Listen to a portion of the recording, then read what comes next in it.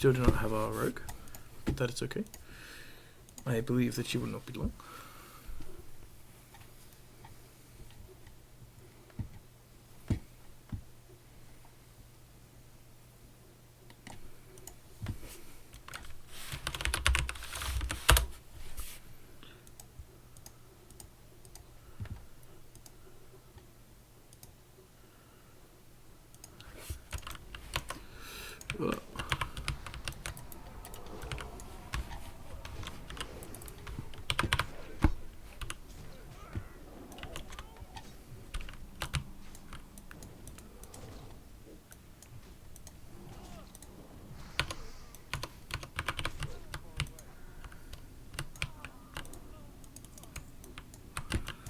Alright, I am trying to keep playing this and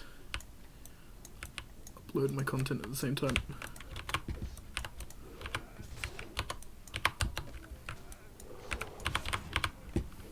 Alright.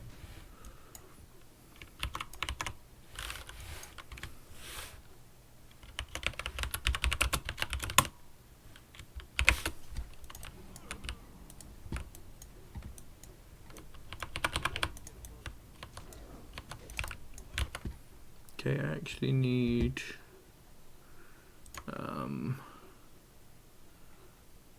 this window up.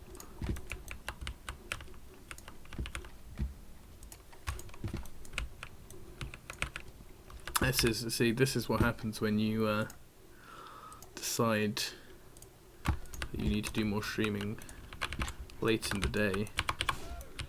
You end up streaming entirely unprepared. But it's okay because we're having to wait for our roguey. Oh no, we've got a roguey friend. Nice. Our druidy friend even. Our replacement for our roguey friend.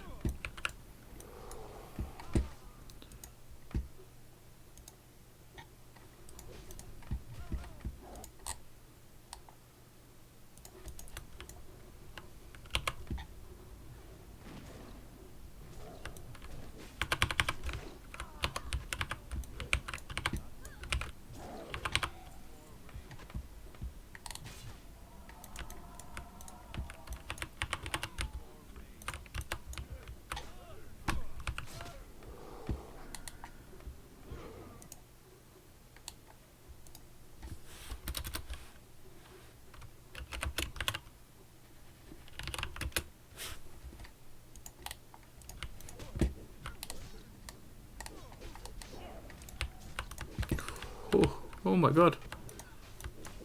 I just noticed how badly this is all going.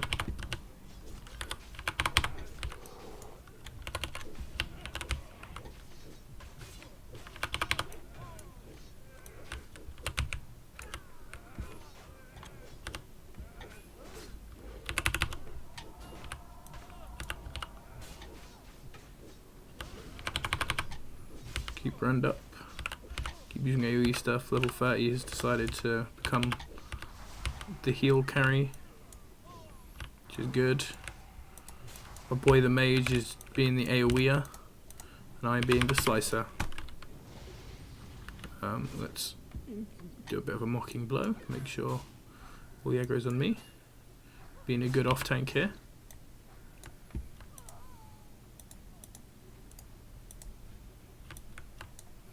You are too far away.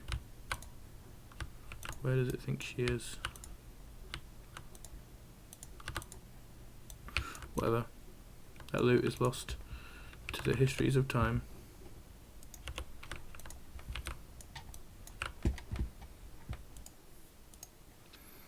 Right, well that gives me slight time.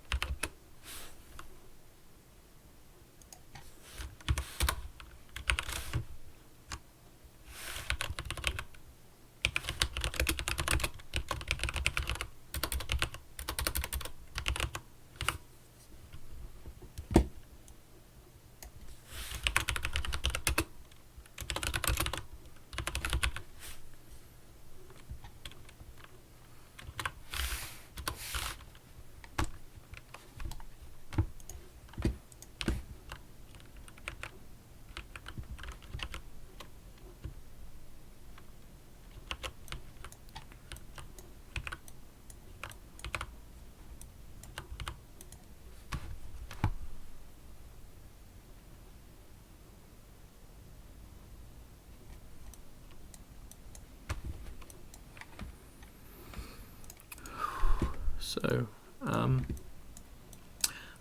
this, as you can see, all this crowd of dead bodies, that's pulling too much. I have now managed to compose myself of my other streamerly duties.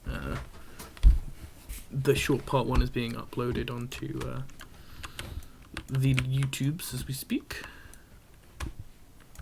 Yes, I've just realised these guys are all guildies, apart from me. I'm the only ungildered.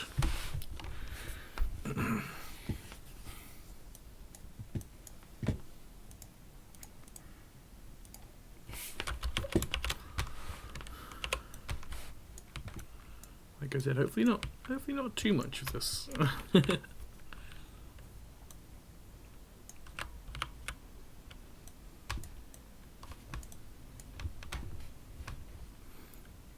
If it gets too long, what I might start doing is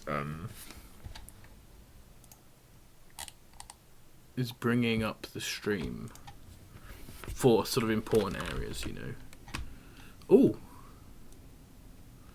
this is very interesting. I totally forgot that I have a I have an add-on for my map which adds dungeon maps in. This is something that did not exist at all in vanilla.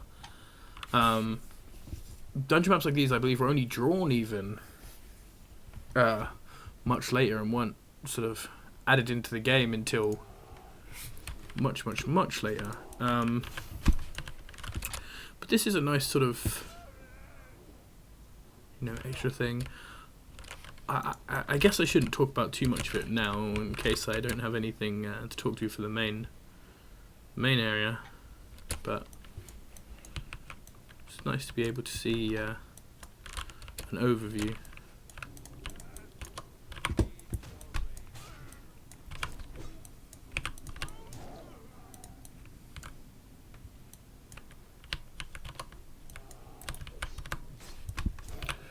So all these small guys, I guess I'm just sort of building up rage.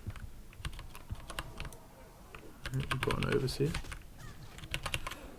Let's get some shouts up. I'm going to stick on this overseer.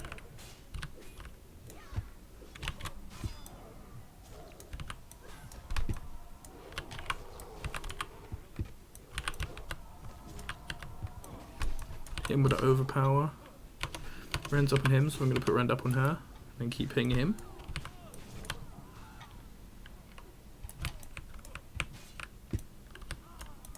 Oh yeah. Free spirit and free stamina. Still better than what I got. Then Tiger's Eye, I will agree to Reno. And here we are about to come up to our first boss of the instance. This is going to be, this is going to be interesting, as this is one of the bosses who changed, who like, his change affected me the most, I think. And it is one of the most interesting points of talking about the difference between WoW now and WoW then. This is the sort of fight where I don't know what we're going to do with the group we have, but what would normally happen is one of these, if not both of these, would get CC'd in some way, polymorph, something like that, so that you could focus on Rexor and then kill the others afterwards. Yeah, I believe that's what they're asking their mage to do now. And this was a much bigger thing in Vanilla WoW. In Vanilla WoW, a lot of dungeon strats were CC ads, you know, and fight the boss. Whereas, you know, nowadays, very little CCing in raids or instances.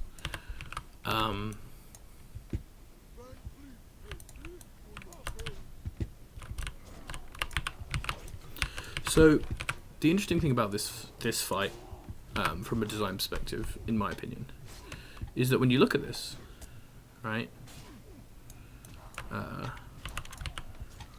it's actually just a fight with a normal dude, right? He does absolutely nothing special.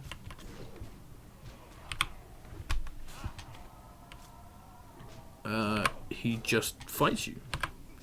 He just is a big guy who hits you. And a lot of the bosses are kind of like this. A lot of the low-level bosses are sort of just big dudes. And it's very interesting. He now, rather than just being a big brutish ogre who guards sort of the door to the real Deadmines, is now, you know, a big, powerful mage who casts loads of spells, and you have to spend a lot of time like dodging his spells and stuff. And I think is, in that way, a much more interesting fight, in a way.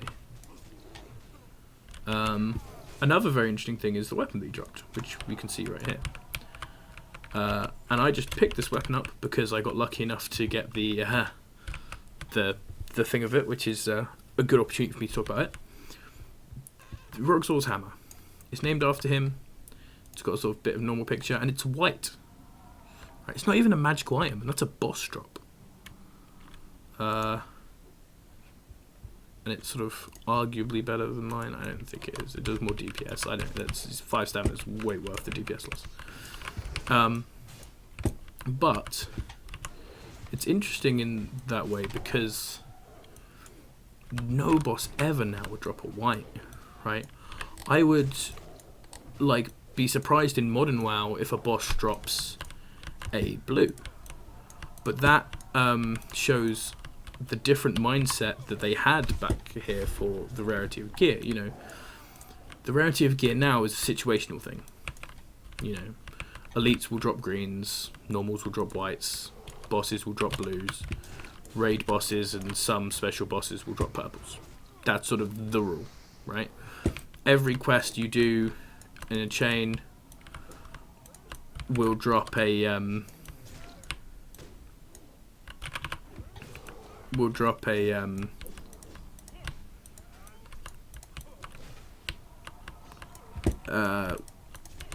a green, and then the last quest will drop a blue, sort of thing. Whereas back in the day, you know, the last quest might be the only quest that drops anything, and it would drop a green, you know? There might be a few whites along the ways, and then that one green. In this game, greens were more considered as uncommons. And it was obviously more common for a boss to drop a green than for a normal just minion to drop it. But it was still uncommon. And that was sort of, you know, the point. Rexor does also drop a green axe, I believe. But it's interesting that the weapon that bears his name is the white, which is, I think, 100% drop rate. But 100% drop rate for a white weapon.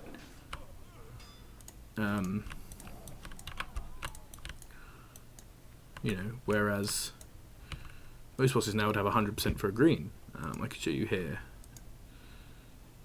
Yeah, I haven't actually seen it on this character, so I can't show you it. But there is actually an axe there that drops. I don't know. Later on they added, yeah, they have the drop rates in there, but you have to have seen it to see the drop rate, unfortunately, so I can't tell you. But look, 77% drop rate. It's not even guaranteed that he'll drop anything. You know, you have Minor Johnson, another, I mean, he's an interesting case, even though, where are we by him? Is he here? Yeah, okay, so we've just killed Rugzor, and we have got to this point now, and I believe we're actually skipping Minor Johnson. Minor Johnson's actually back that way. Some people would skip Minor Johnson, some people wouldn't, because he is actually sort of a boss, but he's just a rare mob in an instance, right? And so he sort of becomes a boss, but he's like an optional boss, a side boss, you know? And it's just, I like that. I mean, I remember the first time I went through, I didn't even realise there was that path there had anything in. And I think being a rare spawn, he actually only has a chance to spawn as well. Like he's not like an optional boss in a dungeon nowadays who's always there, and you just choose whether you do him or not. And so everyone, you know, does him once and then never does him again. He's the sort of thing you would check for. You know, you'd go in there a lot of the time and see if he was there. Okay. this is another different one, because this one we've already pulled a... Oh my god, I think we're dead. I think we're dead. Because that is a big pull.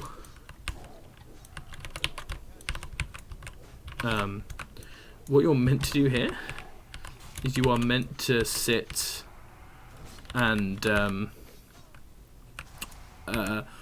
pull nice and, you know, softly, one by one, pull people from that room and just fight 1 or 2 goblins at a time, and you just pull them out into this corridor. But what we have done here is we've got all of them, which is not very good.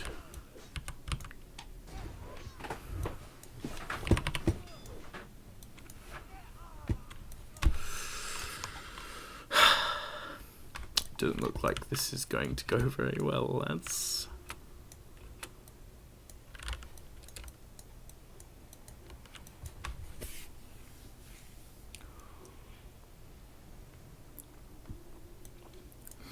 Well, maybe these could be short videos. I'll see you back inside.